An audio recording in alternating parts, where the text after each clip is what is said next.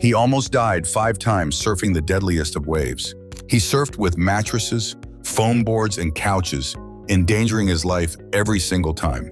But he continued, building a billion-dollar empire from his passion. Then he quit just after winning the biggest surfing competition at the age of 23. This is the story of JamieOBrien, the world's most famous free surfer, who became a pro surfer at the age of 3 and quit at 23.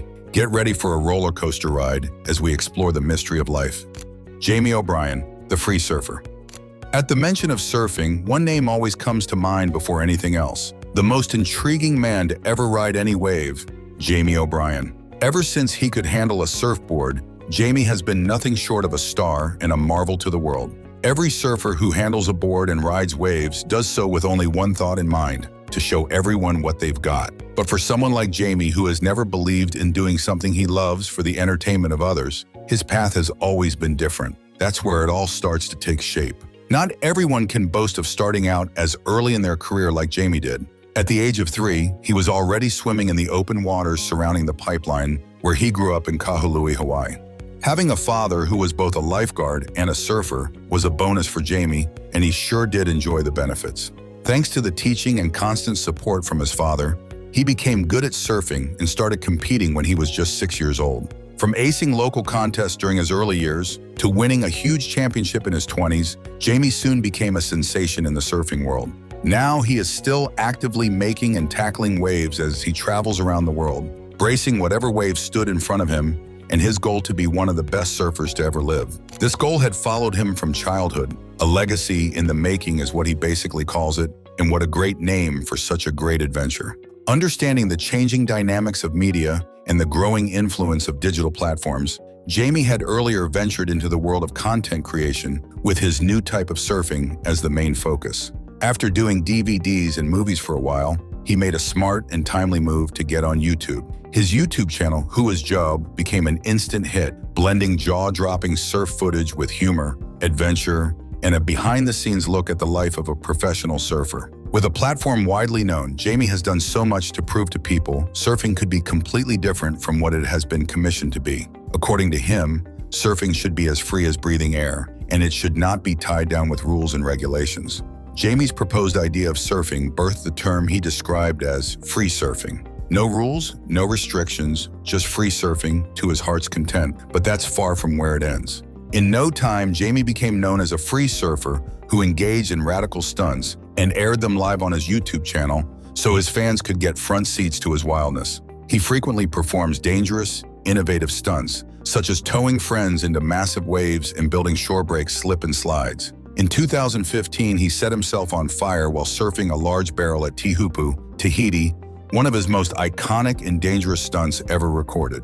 JamieOBrien's stunts are focused on pushing the boundaries of traditional surfing, often emphasizing fun and high-risk, high-reward scenarios over competition. This has led him to perform incredibly dangerous stunts, capture them on film while barely making it out in one piece, save for a couple of injuries and scars he currently wears with pride. But how did this bravery come about, and how did JamieOBrien become such a worldwide sensation? Let's dive deeper into the story of this famous professional surfer. The free surfer's origin.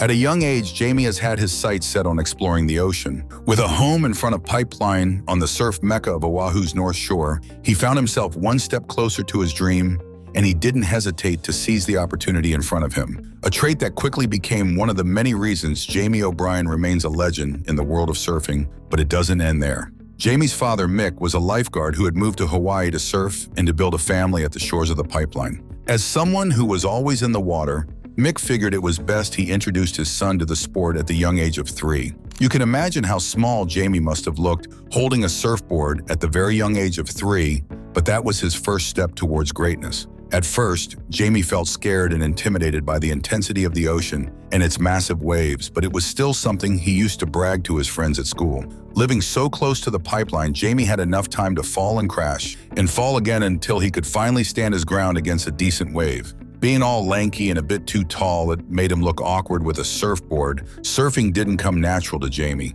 In fact, It took him way too many tries and lots of injuries before he could be given a pass by his father, who ruled the Haiwan surfing world at the time. However, by the age of 6, Jamie had gotten so good at surfing, he started to compete in local surf contests, coming out victorious in every one of them. The young surfer lived by a code entirely different from everyone else. To Jamie, surfing was supposed to be free without having any rules. He believed he could do whatever he wanted and enjoy himself to the fullest while on the ocean. As a free surfer, Jamie wasn't chasing wins or titles, or even worldwide championships. He was more interested in having fun, but winning was still on the table. Moving into his early 20s, he continued bagging trophies as he won contests upon contests. In 2004, Jamie had a huge season, which led to a major success and recognition on a global scale. Entering the Pipeline Masters as a wildcard entry, Jamie proceeded to come out at the top, becoming one of the event's youngest champions at age 21. The next year, Jamie got an opportunity to go into filming, which led to the production of his first surf movie, The Freak Show. Just as everything he touches turns to gold, Jamie's movie was a huge hit. After getting a taste for filming and the thrill that comes with it, Jamie decided he wanted more. As his love for filming grew, it took a huge toll on his love for competing in surfing contests. The satisfaction of winning soon lost its appeal, and the surfer felt he needed to do something different, something special, something to cement his reputation as a professional surfer. Keep watching, because there's still so much more to come. A different kind of surfing. In the world of surfing, there are those who ride waves. Then there are those who redefine what it means to be a surfer. JamieOBrien is the latter.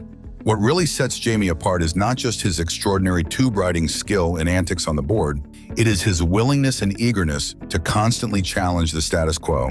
So far, he has made it in the world of professional surfing because he started doing things that nobody else can do, and that's only just the beginning. Although Jamie still dabbled in a few contests after his big break at 21, he slowly started to shift his focus towards creating a new genre of professional surfing, free surfing. Free surfing was his way of molding his world to fit his personality, and it also gave the surfer the opportunity to travel and have fun filming his surfing adventures. A surfer who was also a content creator wasn't something people saw every day, so they did what any other person would do. They embraced Jamie's decision and became his audience. With his newly found dream in full swing, Jamie continued traveling and capturing his exploits on camera. He produced the follow-up 2008 surf film, Freakside, then went on to star in the 2010 film Who Is Job, which changed the face of surf movies by delivering the perfect free surfing film, capturing some of the best waves around the world. The film won multiple awards at Surfer Magazine's Surfer Awards. Meanwhile, he'd still occasionally drop into major surf contests like Pipeline Pro or Rip Curl Invitational, yet he famously burned the Association of Professional Surfing's rulebook as a way of making a public statement. None of which is to say that Jamie is not a competitive person. When he enters a contest like Pipeline Masters, he is there to win. Jamie strongly believes in having fun, but winning is a necessity, and whenever he gets a chance to compete, trust him to come out victorious. Moving forward in 2012, Red Bull came to him with an idea to turn Who Is Job into a web video series. In no time, the ongoing saga quickly became one of the most popular shows on Red Bull TV. In the series, Jamie and his sidekick Poopy's adventure around the world, doing hilarious acts like surfing mud puddles and attempting 20-foot waves on a blow-up raft. Who Is Job has continued to go from strength and strength, keeping viewers around the world entertained, while Jamie continues to perform stunts that have left him with multiple injuries and a few nasty scars. Stay tuned, because this next part will keep you glued to your screens. A wave fit for surfing royalty. Growing up near one of the most notorious waves on the planet, JamieOBrien has always known what a heavy wave is and how exciting riding one can be. He grew up drinking that famous Hawaiian juice, so it has been somewhat tough for him to get excited about waves that don't offer up the kind of power that Hawaii can. But one wave has been noted to give Jamie just what he has always been seeking, the most notorious wave he has ever faced, the Wedge. Here's where things start to get interesting. The Wedge, Newport's weirdest and most famous wave, isn't to be trifled with. It can be easy to think that since every time it gets big, the internet is flooded with clips of people getting pounded into the sand with little to no repercussions. But make no mistake, it's a dangerous wave to surf.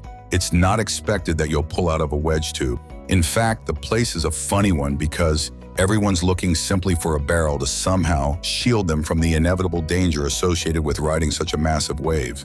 Making it out isn't even the purpose, but it sure is a nice cherry on top. When California's coastline was hit by a recent early south swell, most eyes were on the Wedge, and Jamie's were too. As someone who has made a name for himself for reinventing professional surfing, the Wedge was something he just had to try. But unlike every surfer bracing the fierceness of the notorious Southern California's wave, Jamie wasn't in it to compete or to gain sponsorship deals. His path has long been totally different. That's not all. Today, with millions of followers across various social media platforms, JamieOBrien is not just a surfer. He's a brand, an entertainer, an innovator, and one of the most successful entrepreneurs in the surfing spectrum today. Using his platform to its fullest, Jamie took off to Newport, eager to ride the Wedge regardless of the danger the wave holds. The session was also notable for the craft in use. The blades in use came from Jamie's newly minted soft-top company Funday. Previously, they had been seen putting through their paces at the punishingly heavy Keiki shore break. As expected, Wedge expenditure was a success, just like every wave Jamie has ridden, but some of these adventures have left the professional surfer way too close to death's bedside. However, regardless of the risks to his life, Jamie plans to continue bracing any wave that might arise as an obstacle to his ultimate goal. He believes the act of free surfing is his gift to the world, and as he shows people how much fun can be derived from surfing without any rules, Jamie will undoubtedly continue to be the face of surfing all over the world. With the world of surfing changed forever thanks to JamieOBrien, will he be able to maintain his legacy as the world's best free surfer, or will his dream become too much for him to handle? Let us know what you think in the comments section.